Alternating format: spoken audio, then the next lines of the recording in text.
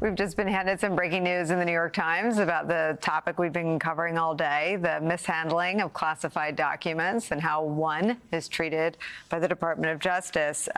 Under the headline, Airman Who Leak Files is indicted on charges of mishandling secrets. The New York Times reports this. A federal grand jury on Thursday indicted Air National Guardsman Jack Teixeira, who posted dozens of secret intelligence reports and other sensitive documents on a gaming server on 6 counts of retaining and transmitting classified national defense information. The filing of criminal charges against Teixeira, 21, comes 2 months after FBI agents arrested him at his home in Massachusetts. Teixeira has remained in federal custody after prosecutors presented evidence that he had a history of making violent and racist threats, had access to an arsenal of weapons, and represented a risk of sharing sensitive information with foreign countries.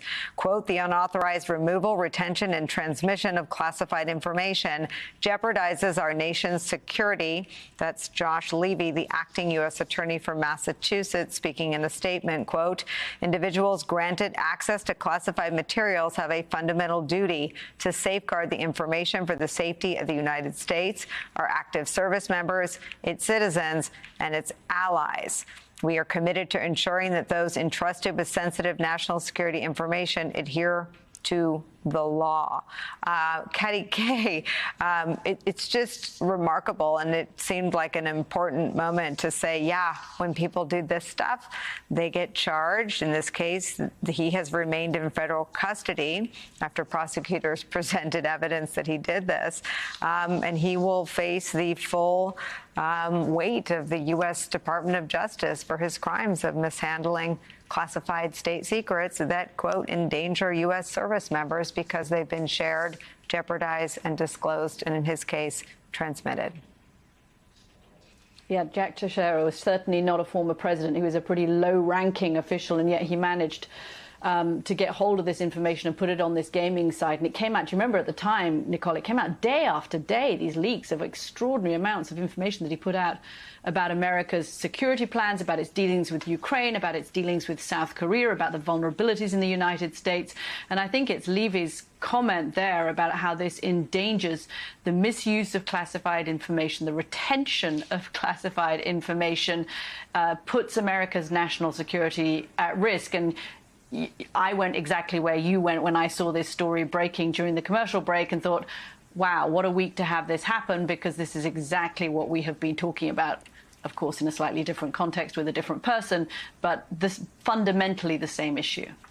Well, and Mara, whether it's Reality Winter, whether it's Mr. Teixeira, everyone else who does what is alleged against Donald Trump faces harsher circumstances around their charges. And it's just interesting. We're talking about in response, Trump wants to dismantle the Department of Justice. Trump gets a better deal from the Department of Justice than anyone in history. Even though in most organizations, of course, the higher up you are, the more responsibility you have. And so the buck should stop with you. But also just pulling back for a moment, you know, the concern is not just that it's a similar dynamic where somebody was sharing state secrets, but actually that potentially this might be a part of the same dynamic of radicalization that's been happening in the country. We know that this is an issue in law enforcement. Obviously, that's not the majority of law enforcement in the country, but this has been known since that 2009 Department of Homeland Security investigation and memo that said, hey, domestic extremism is a real threat. And it's a threat that we could see members of law enforcement or members of the military radicalized. We don't know exactly yet what happened here. This is a young man. It's a sad story, and we'll just have to see. Everybody's entitled to his or her day in court, of course. But there are some signs that this could be a broader problem. And of course, at a time when Americans, especially some Americans in the Republican base, don't have faith in institutions because, of course, Trump is out there attacking the DOJ, this becomes even more problematic. It harkens back again to January 6th riots, where you had individuals who seemed to really have believed that they were rescuing the country that they know by attacking the government. And so this is a broader concern as well. And it's more reason to prosecute the president if he did commit crimes. Yeah, I mean, I want to bring into our conversation Tim Miller as well. We talk a lot about the threat of political violence from people who listen to Donald Trump's words. He's running for a third term on the campaign promise of being, quote, your retribution.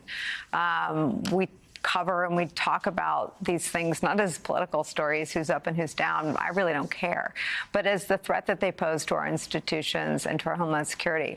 This is a different pattern.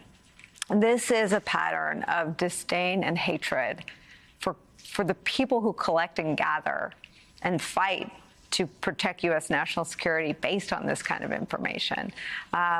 That looks like a copycat crime. If you just read the charges against Mr. Teixeira, there is more than an echo to what Donald Trump is charged with doing. Yeah, for sure. And it's another case, by the way, of Donald Trump getting treated better, not just than average citizens, but than his own supporters, who's left out to dry, and people who are imitating him. I mean, I noticed Jack was in manacles there. I didn't see Donald Trump in manacles in South Florida. It is a noticeable difference when it comes to this, fake grievance. But this trend, Nicole, that you're pointing out of targeting the people that serve this country in the most sensitive way, right? Our intelligence communities, people that are gathering intelligence, the people that are defending the rule of law, those who have taken this process very seriously in their investigation of Donald Trump, Jack Smith and others, right? Like these folks have not been haphazard in the least. They've not acted like a banana republic in the least. They've been serving this country, trying to follow the rule of law. And across conservative media, across conservative Republican political candidates, I really shouldn't say conservative media, across MAGA media and the MAGA Republican political candidates, you see a repeated attempt to demonize the people that serve this country, that try to do so the right way, working for the government. And that does stem from Donald Trump. It stems from his rallies when he targeted, Peter Strzok and Lisa Page and others. It stems from, the head of the snake here in the Republican Party that has decided to make the enemies of this country, not just the Democrats, not just the media, but people who are serving this country in the military, in the national security agencies, and in the DOJ. And that is trickling down to people like Jack. Tim, you and I both worked in the press arms of politics, of Republican politics, and so we know it takes layer upon layer upon layer upon layer upon layer to build credibility, to build a reputation, to enhance it. But what Donald Trump has done by slashing the credibility of the intelligence agencies, by saying, no, I believe Vladimir Putin, not my own agencies, by slashing the reputation of the heads of the FBI, by accusing them of treason, was to destroy it and tear it down in ways that'll be immeasurable for years to come, because it will take years and years and years and years to restore faith of those institutions in the minds of people who consume what you just called out as the MAGA media products. Yeah, I think that's right. And that's the thing that's so angering and frustrating when you have people like, Marco Rubio and Lindsey Graham, who do have respect for those, or did at one time have respect for the institutions, and do think that they're important, the American military, making excuses and going along with this kind of behavior. Because to your point about how just the long tail effects of this, when I've gone to the Turning Point USA, conferences with the younger MAGA crowd, their animating issues is being upset at what they think is the deep state, being upset at the DOJ, not trusting that you can get a fair shake in a court of law here, not trusting that the military has, leaders have American people and the servicemen and women's interests at heart. And if that is what the people who are coming up through the ranks are starting to think, that is hard to change, right? Like once you have that distrust, it's going to take a lot of hard work to build that trust back. And there's nobody on the right that's even trying to do that. Everyone's is either going along with the tearing down of the trust of these institutions or, making excuses for it. And so I agree. I think that there's an underappreciation for the long tail impact of this.